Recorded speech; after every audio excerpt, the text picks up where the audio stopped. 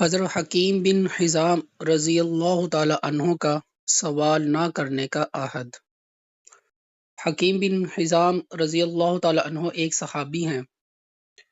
حضور صلی اللہ علیہ وسلم کی خدمت میں حاضر ہوئے، کچھ طلب کیا، حضور صلی اللہ علیہ وسلم نے عطا فرمایا۔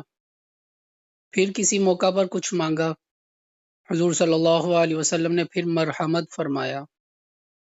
تیسری دفعہ پھر سوال کیا، حضور صلی اللہ علیہ وسلم نے عطا فرما دیا اور یہ ارشاد فرمایا کہ حکیم، یہ مال سبز باغ ہے، ظاہر میں بڑی میٹھی چیز ہے، مگر اس کا دستور یہ ہے کہ اگر یہ دل کے استغنا سے ملے تو اس میں برکت ہوتی ہے، اور اگر طمع اور لالچ سے حاصل ہو تو اس میں برکت نہیں ہوتی۔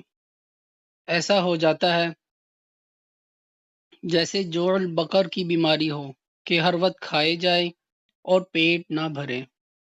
حکیم رضی اللہ تعالی عنہ نے عرض کیا، یا رسول اللہ، آپ کے بعد اب کسی کو نہیں ستاؤں گا۔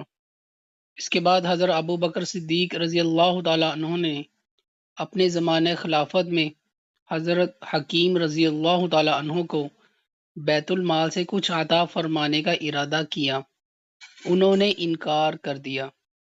اس کے بعد حضرت عمر رضی اللہ تعالی عنہ نے اپنے زمانہ خلافت میں بار بار اصرار کیا، مگر انہوں نے انکار ہی فرما دیا۔ یہی وجہ کہ آج کل ہم لوگوں کے مالوں میں برکت نہیں ہوتی کہ لالچ اور طمع میں گھرے رہتے ہیں۔